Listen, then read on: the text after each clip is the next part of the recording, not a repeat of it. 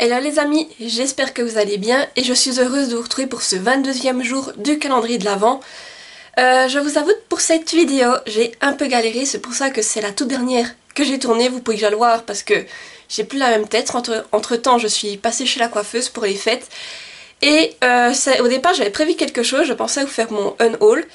Et dès que j'ai commencé à mettre les décorations, à un moment donné, je me suis rendu compte que c'était pas possible parce qu'avec le sapin et tous les câbles lumineux qui sont mis là, en fait ça me bloque l'accès à la bibliothèque là derrière et du coup je ne peux pas la tirer pour faire mon tri. Et du coup j'ai dû trouver une autre idée de vidéo et l'idée est venue par un des vlogmas de mon amie Ingrid la lectrice. Je vous mettrai le lien vers sa chaîne YouTube dans la barre d'infos. Et en fait Ingrid a présenté les deux coups de cœur qu'elle pensait avoir en fonction des livres de sa palle et moi je me suis dit bah tiens je vais faire la même chose, donc j'ai repris le concept, j'ai regardé ma palle et il y en a quand même certains qui sont sortis un peu comme une évidence, c'est que je me disais oui là j'espère avoir un coup de cœur et d'ailleurs c'est peut-être pour cette raison qu'il reste longtemps dans ma palle parce que j'ai aussi, comme j'ai une plus grosse attente au niveau de ces livres, j'ai aussi peur d'être déçue au final si ce n'est pas le cas. Donc c'est parti, je vais vous présenter tout cela. Pour commencer, disons que j'attends beaucoup de Covenant de Jennifer L. Armentrout aux éditions J'ai lu. Donc là c'est le tome 1, Démon, suivi de Sans mêler. Et voilà, donc je vous montre la couverture. En plus là c'est aussi un livre que vous voyez en priorité parce que je viens de le recevoir, il n'est pas encore passé dans le book haul, vous allez le voir passer prochainement du coup. Et du coup ce livre me fait très envie parce que je crois qu'on est avec une personne qui est... ou bien il y a des êtres mi-gargouilles, mi-humains. Et Jennifer Armentrout, j'en ai jamais lu, j'en ai beaucoup entendu parler et j'ai envie de découvrir sa plume. Je pense que ça devrait me plaire. Et disons que le souci avec Jennifer Armentrout, c'est que comme elle a beaucoup de sagas, c'est que je ne savais pas vraiment par laquelle commencer parce que j'ai Dark Element et là j'ai les Covenant, mais d'après ce que j'ai vu, Covenant a été écrit avant Dark Element, donc je me dis je vais peut-être commencer par Covenant parce que je sais que certains éléments sont liés. Alors j'ai pas envie de commencer à lire Dark Element, faire me spoiler Covenant, vous voyez le truc. Après s'il y en a parmi vous qui ont lu les Jennifer L. Armentrout, n'hésitez pas à me dire en commentaire si j'ai meilleur temps de commencer par Covenant ou par Dark Element. Parce que moi, comme je dis, le but c'est vraiment de les prendre un peu dans l'ordre où c'est qu'il faut les lire et pour ne pas me faire spoiler. Du coup je vous lis le résumé. Sur une île au large de la Caroline du Nord vivent les hématoïdes, des individus au sang pur et au pouvoir divin capables de maîtriser les 4 éléments. Ceux dont la lignée a connu un métissage sont contraints de choisir leur destin, intégrer le corps des sentinelles du Covenant pour chasser les démons, leur ennemi originel, ou être réduits à la servitude. De retour depuis peu au Covenant, pour des raisons qui lui appartiennent, Alexandria n'a pas le choix. Fille d'une hématoïde et d'un simple mortel, elle se doit de réussir l'examen lui permettant de devenir sentinelle. L'institution implique une discipline de fer et les relations entre sang pur et sang mêlé sont formellement interdites, sous peine d'exclusion ou pire. Une règle qui pourrait être simple si Hayden, un sang pur aux yeux couleur d'orage, qu'Alex convoite depuis toujours, n'avait pas été désigné comme son entraîneur personnel. Alors là je me suis peut-être trompée, je vous avais parlé d'être mi-gargouille, je crois que là c'est dans Dark Element. Mais là pareil ça m'intéresse ce côté de sang pur et sans mêler j'ai envie de dire, mais voilà, en tout cas c'est quelque chose qui m'attire beaucoup et j'espère vraiment avec tout ce que j'ai entendu sur Jennifer L. Armentrout avoir un coup de cœur. En tout cas j'en attends beaucoup de son univers et de cette saga. Alors là j'ai le premier tome, il fait 400... oui un peu plus de 470 pages et c'est quand même assez grand, assez aéré, moi c'est ce qu'il me faut pour un poche on va dire. Voilà. Mais j'en attends beaucoup et c'est pour ça comme je vous dis j'ai peut-être aussi un peu peur d'être déçue au final, donc c'est pour ça que je les retarde. Non là, vous me direz j'ai pas pu trop le retarder parce que je viens de le recevoir, mais en tout cas j'aimerais le lire rapidement. Après voilà je vais peut-être vraiment me renseigner avant de me lancer dedans si c'est vraiment Covenant qu'il faut lire avant Dark Element, mais comme je vous dis si vous le savez n'hésitez pas à me le dire en commentaire, comme ça au moins ben, je saurai dans quelle saga je peux me lancer en premier. Un autre livre, ou plutôt une autre saga qui m'a fait aussi totalement envie et où je pense que je vais avoir un coup de cœur. Il s'agit de Vampiria de Victor Dixon. Donc moi j'ai la collection France Loisirs encore pour les premiers tomes, mais sinon c'est dans la collection R. Et le premier tome là c'est la Cour des Ténèbres. Et comment vous dire, alors ici on est dans un univers où le roi soleil n'est pas mort, il a été vampirisé et il a également transformé toute la monarchie. Donc à l'heure actuelle c'est toujours lui qui gouverne et disons que le peuple est obligé de lui donner le sang dont il a besoin pour survivre. Et on va suivre Gjen, qui est une jeune femme qui va intégrer la cour et disons qu'elle va en profiter pour se venger. Voilà, donc là je me dis, on parle de vampires, revisite de vampires, surtout avec en y incluant de l'historique, et je me dis ça ne peut que me plaire, surtout parce que c'est du Victor Dixon, alors je me dis, j'en attends beaucoup, parce que pour moi tous les Victor Dixon ça a été des coups de cœur, et j'espère commencer ce tome, en tout cas bien me prendre au jeu. Je sais que c'est un univers qui est très sombre, mais en tout cas ça c'est pas ça qui m'effraie. J'espère vraiment retrouver ce que j'attends dans un Victor Dixon et vraiment adorer l'univers, la plume, toutes ces choses-là. Et je pense qu'une fois que je serai lancée dans Vampiria, je vais me les enchaîner, en tout cas j'espère, parce que Vampiria, pour vous donner une idée, il y a déjà 3 tomes sur les Vampiria Europe, et là il y a 2 tomes sur Vampiria America. Oui, il me semble, oui. 2 tomes sur Vampiria America, donc d'abord je vais lire les Européens, et ensuite je passerai à Vampiria America, mais si je suis prise dedans, je sens que ça va être génial et que ça va nous être une saga où c'est que je vais la dégommer et voilà. Mais pareil, là comme je me dis, il y a 5 tomes à se faire, donc j'aimerais bien me les faire lorsque j'aurai un peu de temps. Un autre livre, et je pense une autre saga aussi que je vais apprécier, on est toujours avec du Victor Dixon, et là c'est Agence Perdido, donc le tome 1, Les Derniers Retrouveurs de Victor Dixon aux éditions Bayard Jeunesse. Regardez, j'adore la couverture, et moi j'ai pris l'édition collector parce qu'elle est juste magnifique, et quand on parle de Dixon, voilà, s'il y a un collector, il fallait que je prenne le collector. Et là on est dans une toute autre ambiance en fait, ce livre vient de sortir, donc j'espère que la suite, si je le commence, ne va pas trop tarder. Et là en fait on a des croque-mitaines, donc je vous lis le résumé. Chaque jour des objets et des gens disparaissent, ou les pensées perdues, ils ont été volés par des créatures venues d'un autre monde pour arracher des morceaux d'une autre, les croque-mitaines. La vie de Lucie bascule quand sa mère disparaît mystérieusement. La jeune orpheline en est réduite à voler dans les trains de New York pour subsister jusqu'au jour où elle fait la connaissance de Rita Perdido, une femme entourée de secrets qui lui propose de rejoindre son agence de retrouveurs. Lucie découvre qu'elle fait partie d'une caste en voie de disparition, les retrouveurs, qui ont le pouvoir de pénétrer dans les oubliettes pour en rapporter les objets, les personnes et les souvenirs perdus. Persuadée que sa mère a été enlevée par un croque-mitaine, Lucie se lance à sa recherche. Mais à mesure que s'éteignent les derniers retrouveurs, les croque-mitaines gagnent en puissance et préparent leur effroyable revanche contre la surface. Voilà, donc là je vous dis, alors déjà le fait qu'on ait une créature fantastique, que l'on voit très peu le croque-mitaine de tête, ça m'intrigue vraiment de fou. Et l'idée dont Victor Dixon a tourné le mythe du croque-mitaine m'intrigue encore plus et oui, donc j'espère que ce sera une très bonne lecture. En tout cas, vu ce que l'on m'annonce, je l'espère de tout cœur.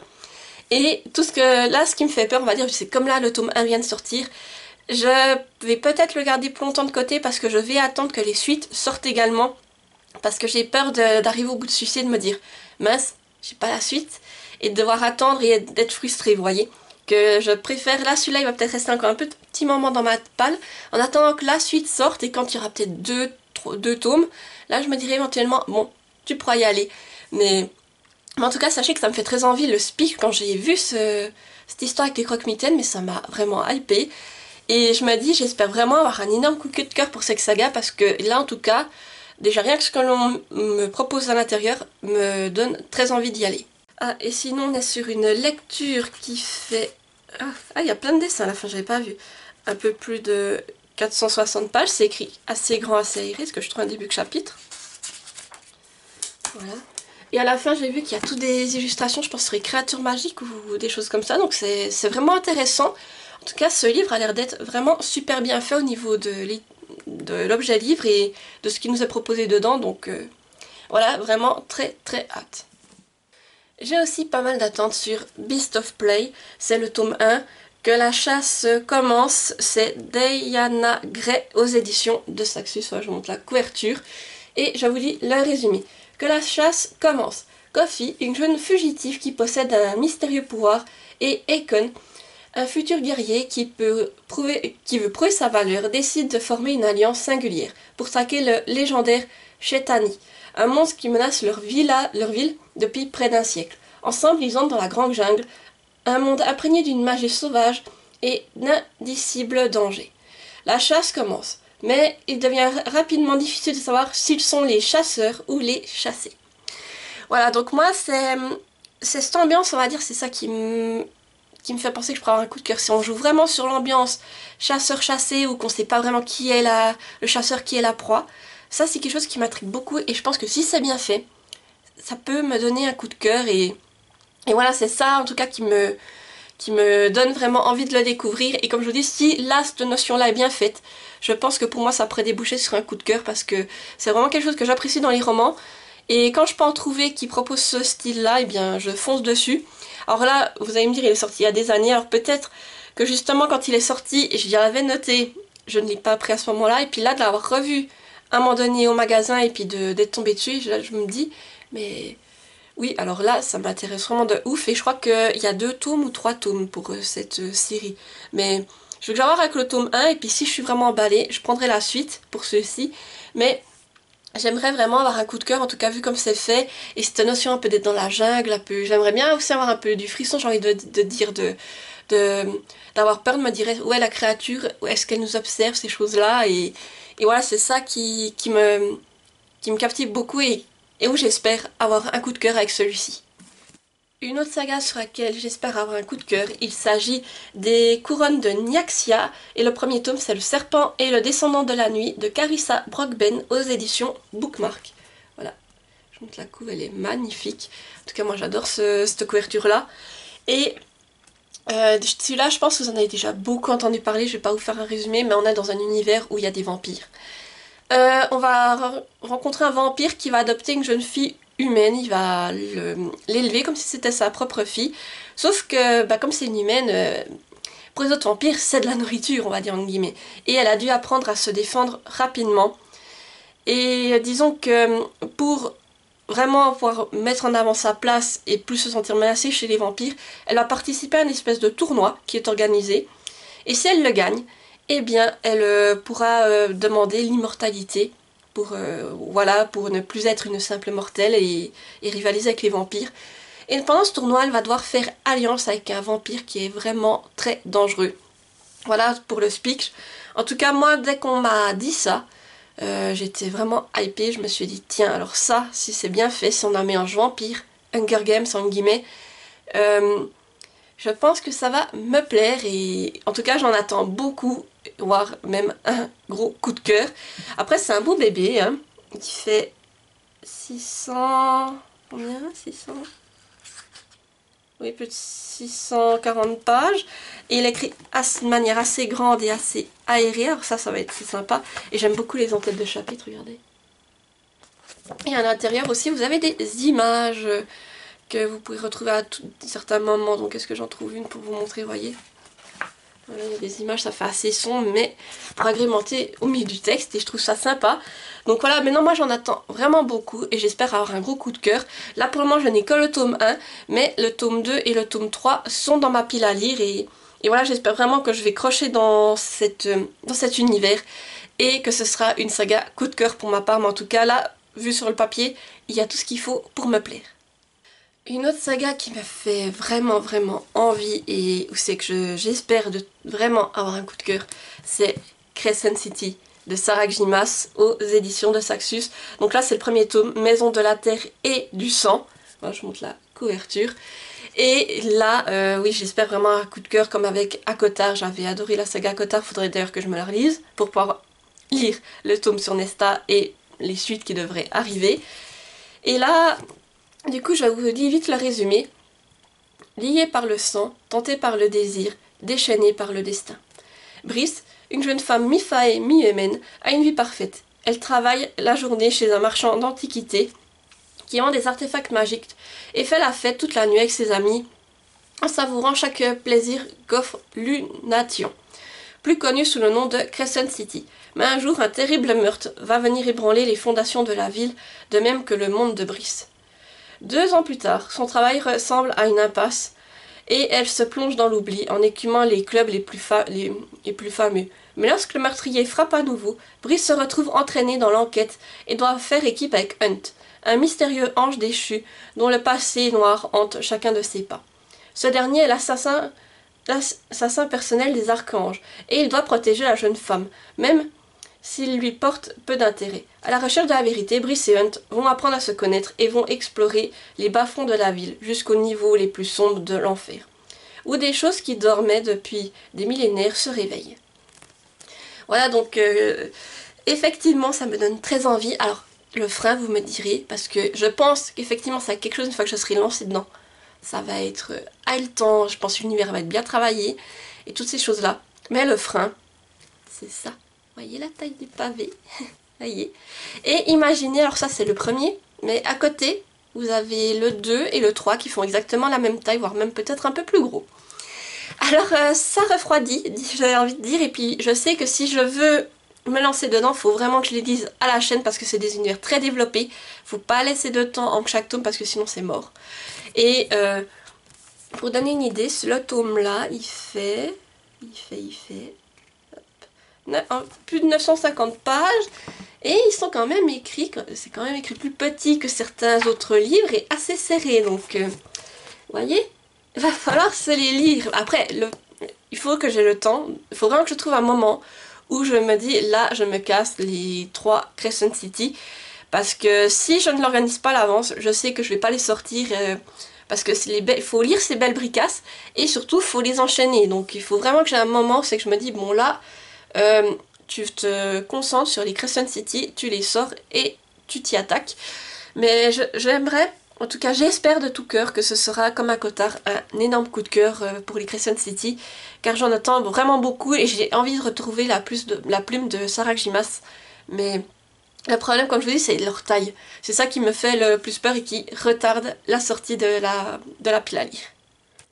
Et la dernière saga dont j'attends beaucoup, il s'agit du Gang des Prodiges de Marissa Meyer aux éditions Pocket Jeunesse. Donc là c'est le tome 1. Et je vous lis le résumé. Audacieux, courageux, impérial. Serez-vous capable de devenir un héros? Il y a plus de 10 ans, les Renégats, un groupe d'hommes et de femmes détenteurs de pouvoir surhumain, ont vaincu les super-vilains. Ils font désormais régner la paix et la justice. Mais les super-vilains n'ont pas disparu. Parmi eux, Nova, qui a dédié sa vie à la lutte contre les Renégats. Responsable de la mort de sa famille. Prête à tout, elle se fait passer pour l'un d'entre eux et infiltre leur repère afin de les espionner. Mais lorsqu'elle se lie d'amitié avec le fils adoptif des 2 principaux renégats, ses certitudes vacillent. Voilà, donc là, c'est quelque chose qui m'intrigue, le fait qu'on soit avec une vilaine qui se fait passer pour un super-héros et la manière dont cet univers a l'air de fonctionner, ça m'intrigue. Et disons que j'en attends beaucoup parce que c'est du Marissa Meyer, j'aimerais retrouver un coup de cœur comme lorsque j'ai lu les Chroniques lunaires. Donc déjà là, je pense que le speech me plaît. Après, je sais que j'ai lu du Marissa Meyer, j'ai lu la réécriture sur une Rumpelstiltskin, les Gilded. Alors ça l'a moins fait avec moi, mais là, je me dis que je pourrais peut-être retrouver un coup de cœur comme j'avais eu avec les Chroniques lunaires. Et il faudrait que je le sorte. Alors, pourquoi ça fait si longtemps qu'il est dans ma palle, vous me direz, comme c'est ce que je vous ai dit, c'est cette peur d'en attendre trop et au final d'être déçu. C'est ça qui me freine pour ces livres et qu'il faudrait que je me mette un coup de pied au popotin en disant bon bah cette fois tu les sors et tu vois ce que ça vaut. Mais celui-ci vraiment j'en attends beaucoup. Déjà de l'univers, de découvrir ce super-héros, cette super vilaine on va dire en guillemets, qui va les infiltrer. Et de voir comment c'est fait, et si c'est fait, comme je vous dis, avec la plume qu'il y avait un peu dans les Chroniques lunaires, et si on retrouve un univers comme ça, aussi bien développé, aussi bien avec des personnages vraiment bien définis, tout ça, je pense qu'il y a de quoi en faire un très beau coup de cœur, et voilà, donc comme je vous ai dit, c'est un peu ça qui me refroidit, le fait d'avoir peur d'être déçu. Là, on est sur une lecture qui fait presque 600 pages, et c'est écrit, alors c'est écrit très grand, et bien aéré. Alors sur ça, je pense que ça va se lire rapidement. Et si je suis prise dedans, les pages vont s'enchaîner. Voilà. Mais celui-ci, c'est surtout pour cette raison, je pense qu'il est toujours dans ma palle. Et pour le moment, je n'ai que le tome 1. Il faudrait que je me procure le 2 et le 3 parce que Je pense que si je le lis et que je suis vraiment à fond les ballons dedans, eh bien il va me falloir les suites pour enchaîner et me dévorer la saga, mais voilà, j'en attends autant on va dire que des chroniques lunaires et j'espère ne pas être déçue avec cette saga. Et voilà, j'arrive au bout de cette vidéo, n'hésitez pas à me dire en commentaire si elle vous a plu. Si vous avez lu certaines de ces sagas, n'hésitez pas à me dire ce que vous en avez pensé. Si vous les avez adorées, ça me motivera peut-être à les sortir de ma pile à lire plus rapidement. Et n'hésitez pas non plus à me dire, vous, si vous avez des sagas comme ça que vous gardez dans votre pile à lire parce que vous craignez justement d'en attendre trop et d'être déçu au final. Sinon, si vous êtes trop timide pour laisser un commentaire, n'hésitez pas à mettre un emoji en lien avec l'un des livres. Vous pouvez mettre un super-héros pour justement le gang des prodiges. Pour Crescent City, je sais pas, là je vois un espèce de corbeau sur la couverture. Un serpent ou un vampire pour les couronnes de Nyaxia. Pareil, Beast of Prey, un serpent, etc. Soyez imaginatifs et mettez-moi ce que vous voulez qui correspond. Peut-être un des livres qui vous a le plus plu durant cette vidéo. Sinon, comme d'habitude, n'hésitez pas à mettre un petit pouce en l'air pour soutenir la vidéo, activer la petite cloche pour ne pas rater celles qui vont suivre et à vous abonner car ça fait toujours plaisir et surtout ça soutient la chaîne. Sur ce, je vous dis à demain pour une nouvelle vidéo et portez-vous bien. Bye bye!